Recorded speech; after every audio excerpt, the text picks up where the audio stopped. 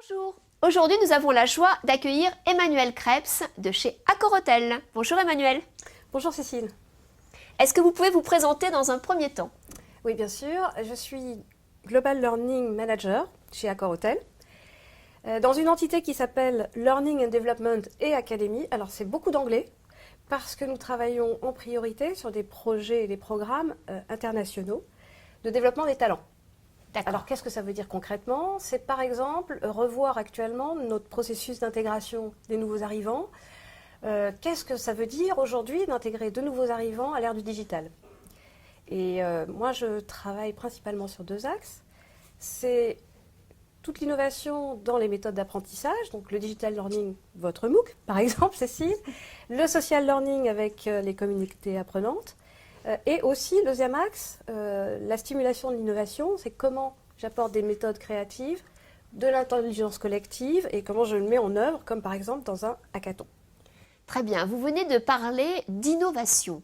Alors, dans votre entreprise, très connue au niveau international, Accor-Hôtel, l'innovation, comment est-ce qu'elle se manifeste et en quoi est-ce que c'est un levier d'agilité? Alors, moi, je pense qu'il faudrait déjà peut-être définir ce qu'est l'innovation rapidement, au-delà en fait de mettre un produit sur un marché et qui trouve son public.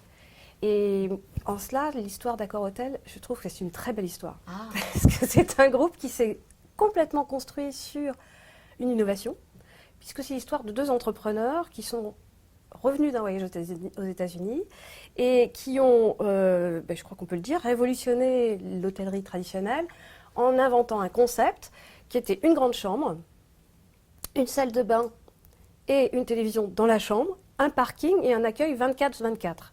Et à l'époque, c'était donc le concept Novotel qui est né et c'était une innovation radicale. Et par la suite, ils ont cassé complètement ce concept et ils ont inventé les hôtels F1.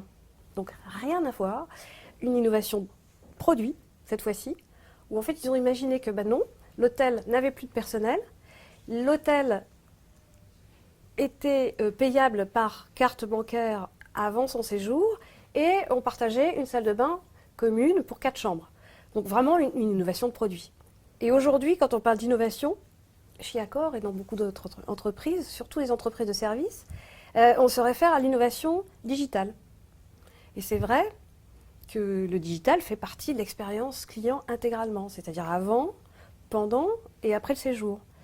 Et ça, ces innovations de service, quand je dis avant, pendant et après le séjour, c'est par exemple à partir d'une seule et même application sur votre smartphone.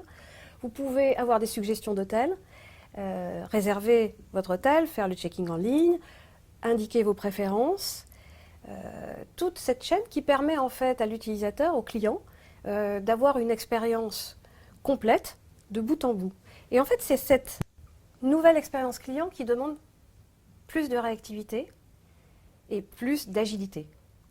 Et moi, je pense que fondamentalement, cette agilité dont on parle, elle vient de là. Elle vient de l'agilité qu'on se doit vis-à-vis du client, à la fois dans la réponse directe, mais aussi dans la créativité qu'on va pouvoir amener à la réponse au client. Et c'est de là, en fait, qu'on a besoin. C'est pour cela, en fait, qu'on a besoin de tout le monde, du collectif, et que c'est une forte dimension collective et managériale de pouvoir insuffler cette agilité dans le service et de pouvoir réagir de manière appropriée et adaptée à l'ensemble des clients qui se présentent dans les hôtels. Moi, je pense que c'est l'affaire de tous et que c'est une organisation qui relève ce défi actuellement. Vous liez très fortement innovation avec ses différentes déclinaisons, innovation de produits, innovation de services et l'agilité. Est-ce que vous pourriez nous donner un exemple sur la façon dont se comporte un manager et un leader agile dans votre organisation? Alors très honnêtement, je ne sais pas exactement caractériser ce qu'est un manager agile. Vous allez nous l'expliquer. On va garder la boucle. En revanche, moi je connais des collectifs de travail qui travaillent en fait en mode projet selon des méthodologies agiles. D'accord. Et je connais des leaders qui favorisent ces méthodologies de travail et ce sont souvent, d'ailleurs à chaque fois, des leaders qui sont toujours très à l'écoute des leaders qui laissent la place aux autres et des leaders qui font émerger les idées. Et quand on regarde la façon dont ils travaillent, eh bien, ils travaillent en co-construction avec leurs équipes, pardon, donc en collaboration avec leur équipe. Ils sont des leaders à chaque fois d'ailleurs qui favorisent la diversité, qui sont ouverts à la diversité et qui s'appuient sur le collectif réellement pour co-construire. Et quand ils travaillent comme ça, on s'aperçoit en fait que les membres de leurs équipes sont suffisamment autonomes pour trouver par eux-mêmes les solutions pour résoudre différents problèmes. Ou alors, et parce que c'est pas exclusif, et je dirais exprimer leur authenticité. Et je pense que ça c'est extrêmement important quand on est en face du client ou en face d'une personne, c'est de pouvoir exprimer qui on est, son individualité et une part de son authenticité. Et ces leaders-là favorisent en fait cette autonomie, cette part de prise d'initiative qui permet en fait d'être le plus authentique possible et d'être le plus proche de l'individu qu'on est. Et en cela, ce sont des leaders agiles. Et je rajouterais, pour faire le lien avec l'innovation, ce sont aussi des leaders qui favorisent l'innovation. Ce sont des leaders qui sont prêts à partager leurs connaissances, leur expertise. Nous avons par exemple mis en place un programme qui s'appelle Sharing Experience, qui invite chaque manager, chaque leader à partager avec différents collaborateurs de tous les services son expérience et son expertise, de manière à ce que finalement ça puisse décloisonner aussi les différentes parties de l'entreprise et qu'ils puissent se mettre au service du collectif. Ça, nous l'avons mené à partir du groupe, mais il y a un équivalent aussi sur l'Asie-Pacifique qui est déjà bien entamé en termes de programme qui s'appelle Sharpen the Saw. C'est le même principe, ce sont des leaders qui partagent bien sûr leur formation, mais aussi la connaissance à travers différents réseaux. Et moi, je suis persuadée que les idées peuvent émerger de partout et que les leaders qui seront capables de favoriser l'émergence de ces idées sont, pour moi, des leaders agiles. Emmanuel, est-ce que vous pouvez nous donner un exemple concret sur une pratique qui avant était peut-être classique et qui est devenue agile, ou un leader qui agissait d'une certaine façon avant et qui aujourd'hui agit différemment? Un petit exemple pour avoir un peu de votre secret, un peu de votre recette. Alors, je ne crois pas qu'il y ait de secret réellement de recette, je vais vous décevoir.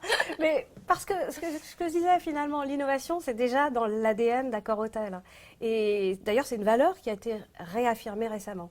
Et donc finalement, ce sont des personnes qui sont curieux, ouverts sur, bien sûr, les autres, mais ouverts sur leur environnement et qui s'intéressent aussi à d'autres domaines que leur environnement direct. Et c'est par là que commence l'innovation et cette agilité. Donc finalement, ce sont souvent des personnes qui sont en capacité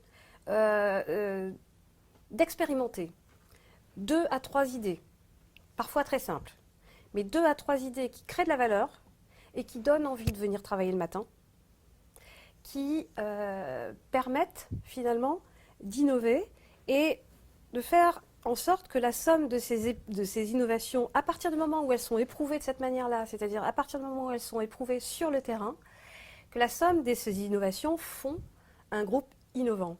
Et alors, pour répondre à cette question sur qu'est-ce qu'on faisait avant et qu'on pourrait faire et qu'on fait maintenant différemment, mais je crois que ça part principalement en fait de la façon dont on le fait, c'est en relation avec la collaboration, un management plus collaboratif. Et comment on le fait? Eh bien, par exemple, moi, j'ai rencontré il y a 2 ans un certain nombre de sociétés, pionniers parmi les pionniers, qui mettaient en œuvre l'intelligence collective au sein des organisations. Et lorsque j'ai été consultée par un collègue du marketing RH, puisqu'on travaille en coordination avec tous les services de talent dans notre entreprise, lorsque j'ai été consultée sur le sujet de comment intégrer plus de collaboratif dans le management, eh bien, j'ai spontanément proposé une de ces entreprises qui a apporté son regard, son éclairage, et par la suite, nous avons travaillé avec eux, et de cette manière-là, au Learning et Development, sur 2 missions, par exemple. Donc sur une première mission qui était comment accompagner les attitudes de service au sein d'un réseau d'hôtels qui est le réseau Ibis. Le projet Ibis d'attitude de service était déjà quelque chose qui était très bien pensé, qui avait été déjà fait en co-construction, dans un sens plutôt de consultation. La phase de déploiement a permis en fait de mettre en œuvre l'intelligence collective. Et comment? C'est-à-dire que finalement, par rapport à ces idées qui avaient déjà émergé au sein du groupe de travail, ça a été plutôt de donner le cadre, de donner l'esprit, de donner l'esprit à l'ensemble des comités des pays qui, eux, ont trouvé toute la liberté de créer à l'intérieur de ce cadre et dans cette direction la façon dont ils voulaient travailler, c'est-à-dire donner la capacité de répondre à cette question qui est qu'est-ce qu'on veut devenir ensemble. Une vraie question. Merci beaucoup, Emmanuel, pour votre témoignage. Qu'est-ce qu'on retient? On retient qu'en fait, le manager et le leader agile chez Accor, ça fait partie de l'ADN, ça fait partie de la culture. L'innovation est encouragée. Le manager agile sera celui qui va réussir à faire en sorte que le groupe propose, que le groupe soit créatif, force de proposition, et en même temps, eh bien, c'est possible dans des grands groupes comme Accor, avec des milliers de personnes au niveau international, eh bien, d'avoir des équipes autonomes, des personnels engagés et surtout beaucoup de créativité. Merci.